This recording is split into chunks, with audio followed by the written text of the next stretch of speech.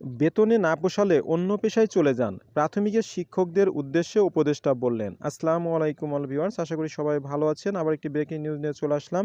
প্রাথমিক শিক্ষকদের সহকারী শিক্ষকগণ অনেক দিন ধরে আবেদন করে আসছিল এবং লাস্টে তারা বিভিন্ন মাঠ পর্যায়ে আন্দোলন শুরু করে দিয়েছিল যে তাদেরকে দশম গ্রেড করা হোক।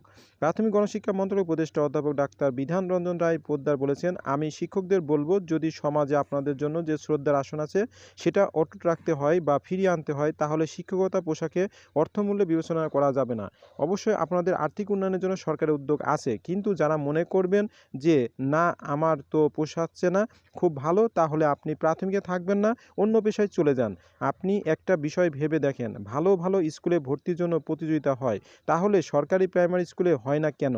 মানুষ ভাবে সরকারি প্রাইমারি স্কুলে এখানে তো পড়ালেখা হয় না।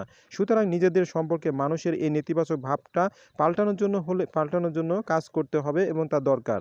রবিবার 26শে জানুয়ারি দুপুরে চট্টগ্রাম নগরী সার্কিট হাউসে সহকক্ষে মাঠ প্রশাসনের কর্মকর্তাদের সঙ্গে প্রাথমিক শিক্ষার উন্নয়নে করণীয় বিষয়ে বিভাগীয় কমিশনার কার্যালয় প্রাথমিক শিক্ষা অধিদপ্তর চট্টগ্রাম আয়োজিত মতবিনিময় সভায় সাংবাদিকদের এক প্রশ্নের জবাবে এই কথা বলেছেন। তো প্রাথমিক শিক্ষকদের জন্য তিনি বলেছেন, যদি প্রাথমিক শিক্ষকের এই বেতনে চাকরি না পোষায়, তাহলে অন্য পেশায় চলে যেতে প্রাথমিক সহকারী শিক্ষকদের। তো এ বিষয়ে আপনাদের মূল্যবান মতামত অবশ্যই কমেন্টের মাধ্যমে জানাতে ভুলবেন না। সবাই ভালো থাকুন। আল্লাহ হাফেজ।